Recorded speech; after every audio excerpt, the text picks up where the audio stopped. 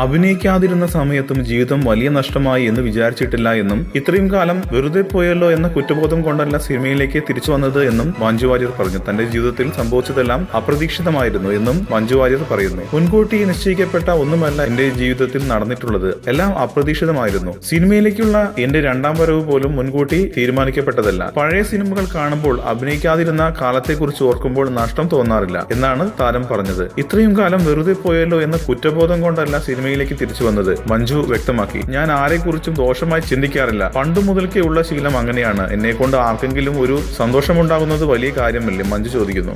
കൂടുതൽ സിനിമാ വാർത്തകൾക്കും വിശേഷങ്ങൾക്കും ഇപ്പോൾ തന്നെ സബ്സ്ക്രൈബ് ചെയ്യൂ മലയാളം ക്രിയേഷൻസ്.